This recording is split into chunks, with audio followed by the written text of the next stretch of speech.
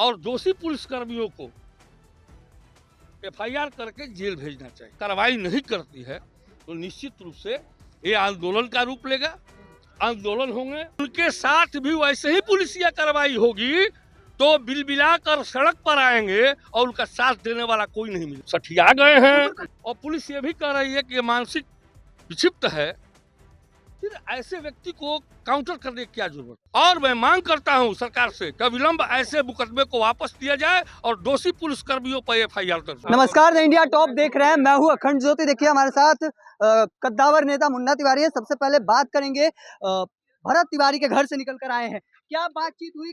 भ्रष्टाचार के खिलाफ आवाज उठाना महंगा पड़ा क्या भरत तिवारी को? भरत तिवारी को महंगा पड़ा क्या? देखिए, ये क्रूर से क्रूरतम अपराध की श्रेणी में आएगा ये मामला, और जितना इसके कम शब्दों में भर्त्सना की जाए वो कम होगा।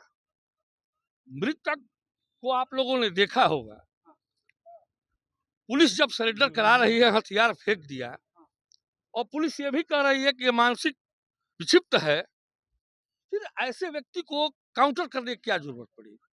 अगर काउंटर हुआ तो ये पुलिस प्रशासन सीधे जिम्मेवार है, और अपनी जिम्मेवारी को सुनिश्चित करते हुए प्रशासन को अविलंब उन लोगों पर एफआईआर करना चाहिए और दोषी पुलिसकर्मियों को एफआईआर करके जेल भेजना चाहिए। ये कानून सम्मत अधिकार है। लेकिन अगर ऐसी पुलिस एहतियात के तौर पर कार्रवाई नहीं करती है तो निश्चित रूप से ये आंदोलन का रूप लेगा, आंदोलन होंगे, और हमारी मांग सरकार से यही रहेगी कि इसकी उच्च स्तरीय जांच तो कराइए ही, लेकिन जांच करने वाले भी तो पुलिसकर्मी होंगे। रिटायर्ड जज, जो हाई कोर्ट के रिटायर्ड जज हैं, उनकी 3 सदस्यीय या 2 सदस्यीय टीम को गठित किया जाए और ये मामला को वो जांच करे। न्यायिक पदाधिकारी, हमारे चीफ ये जज टाइप के आदमी जो हाई कोर्ट के होंगे, वो अगर जांच करते हैं तो निश्चित रूप से दूध का दूध और पानी का पानी निकल कर आएगा।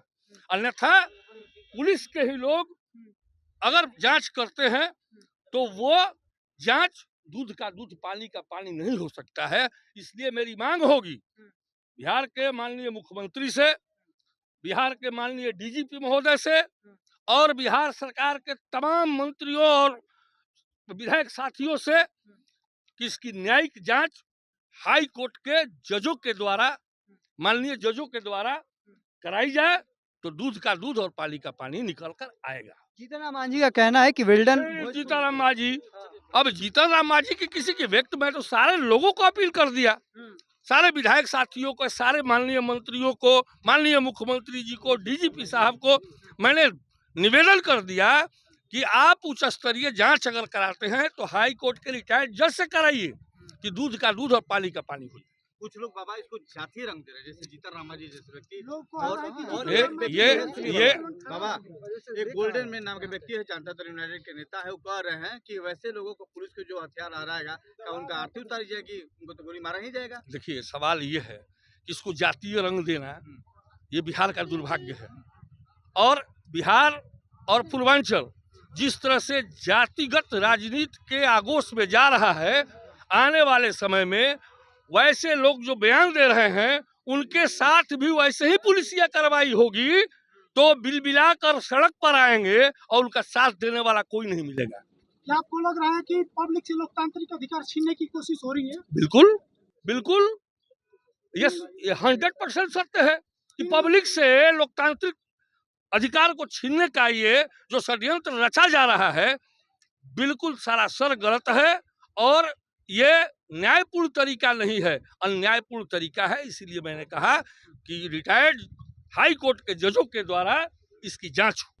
तेजस्वी यादव को इस मुद्दे को उठाना चाहिए था। उठाएंगे, हम लोग मांग करते हैं तेजस्वी जी से, हम लोग जाएंगे, मिलेंगे, हम लोग का डेलीगेशन मिलेगा तेजस्वी जी से, और तेजस्वी जी निश्चित रूप से इस मांग को उठाएंगे।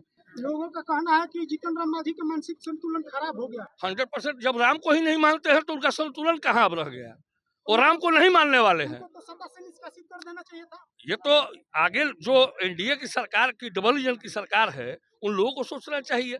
जिस जय श्री राम के नारे पर, जय सिया राम के नारे पर ये देश में स्थापित हुए हैं लोग, वैसे लोग राम को नहीं मानते हैं तो उनको तो अविलंब निकाल कर फेंक देना चाहिए। बात काहे करते हैं वो? अब तो सठिया गए हैं, उम्र का प्रभाव उस पर या हो सकता है कि उम्र का प्रभाव हो उनके ऊपर। अच्छा, 3 दिन होने के बाद में भी जो सस्पेंड किया गया है पुलिसकर्मी, उनको हिरासत में नहीं लिया गया, ये कैसे हम भविष्य का निर्माण कर रहे हैं? तो यही तो हम कह रहे हैं कि न्यायिक जांच का मामला है और उच्च स्तरीय जांच में हमारे माननीय हाई कोर्ट के, उच्च न्यायालय के चीफ जो जज हैं, जो रिटायर्ड जज हैं, वो लोग इसकी निष्पक्ष रूप से जांच अगर कराते हैं उनके द्वारा, निश्चित रूप से दूध का दूध, पानी का पानी। सुनिए, गांव के ग्रामीणों पर भी हुआ है, वो कहीं नहीं करते हैं। हम जब लोकतांत्रिक तरीके से अपने प्रदर्शन को कर रहे हैं सड़कों पे, एक व्यक्ति की, ऐसे व्यक्ति की हत्या की गई जो हथियार फेंक देता हो, उसको पुलिस भी कह रही है कि वो मानसिक विक्षिप्त है, वैसे लोगों को काउंटर किया जाता है। और जब ग्रामीण मांग करते हैं उनके ऊपर भी FIR किया जाता है, तो ये अन्यायपूर्ण तरीका है, ये घोर अन्याय है। और मैं मांग करता हूं सरकार से कि विलंब ऐसे मुकदमे को वापस लिया जाए और दोषी पुलिसकर्मियों पर FIR दर्ज हो। चलिए, हमारे साथ मुन्ना तिवारी थे, बातचीत कर रहे थे, कद्दावर नेता हैं और पीड़ित परिजनों से मुलाकात करके निकले हैं। और जिस तरीके से इन्होंने बयान दिया, उसके बाद से अब कहा जा सकता है कि एक बड़ी मांग जो है वो उन्होंने की है। हालांकि क्या कुछ कह रहे थे वो अभी आपने सुनाया। तब तक के तमाम हर अपडेट को देखते रहने के लिए इंडिया टॉप देखते रहें। धन्यवाद।